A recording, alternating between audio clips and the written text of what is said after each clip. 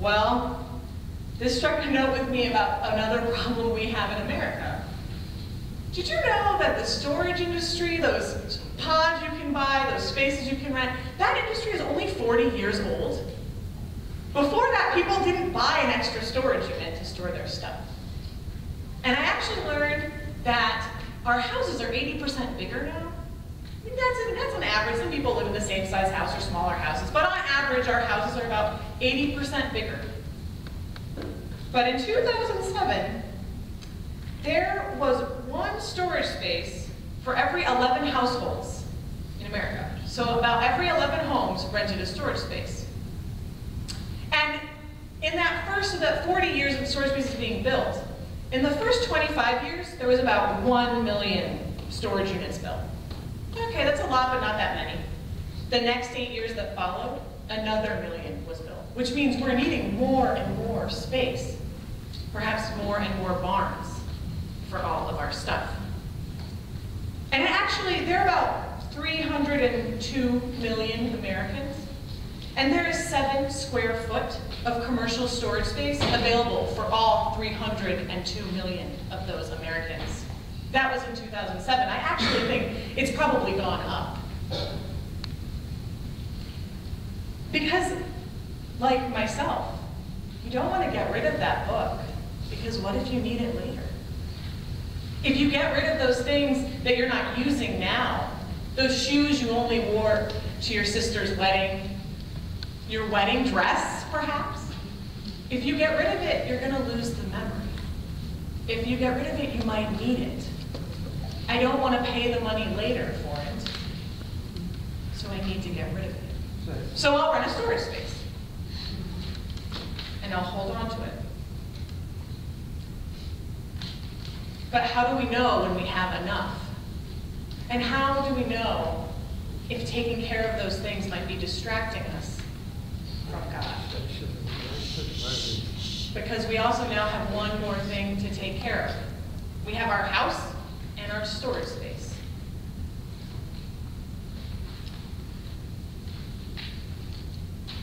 I also looked up how many homeless people it's estimated are currently in the city of Chicago. Since there's 7 square foot of storage space for every American. You could live in 7 square feet if you absolutely had to. You could like lie down, right? Be inside. There are 116,000 homeless people listed in the city of Chicago, which is 2 million people.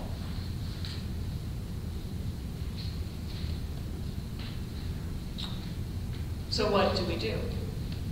As disciples, as followers of Christ, what do we need?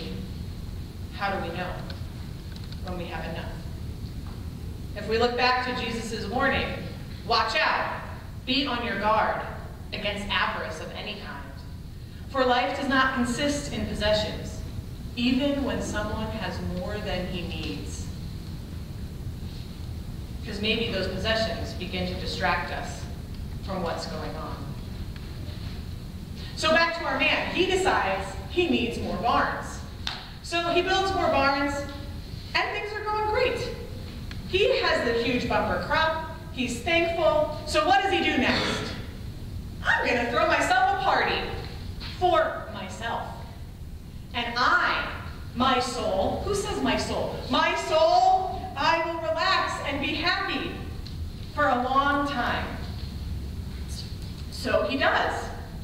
And the Greek is full of that, it's all I and my, so it's clearly him. And in his partying, in his focusing on relaxing and being sure that he has what he needs, he's done. He doesn't do anything else.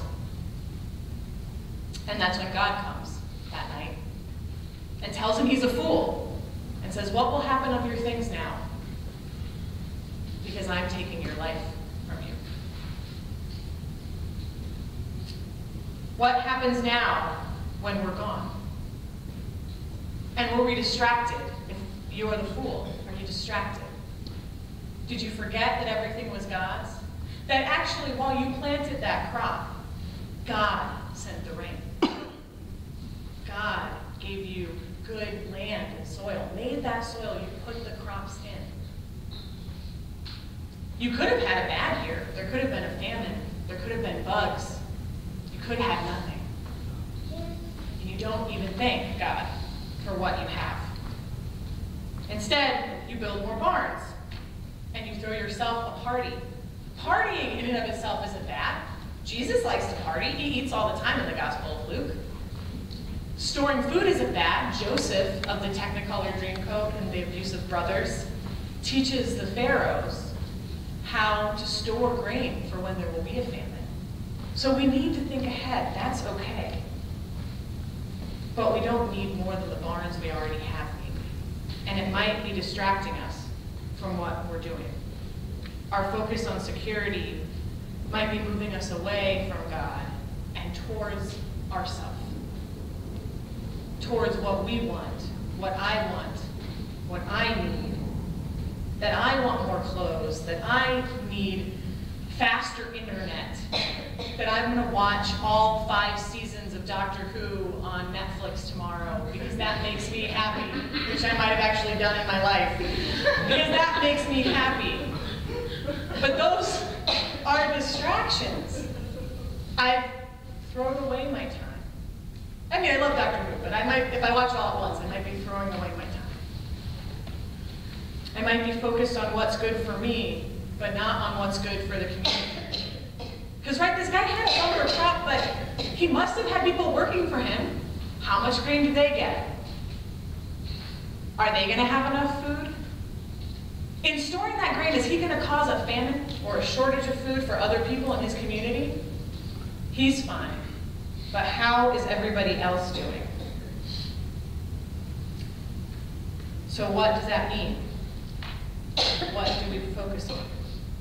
When do we know that we have enough?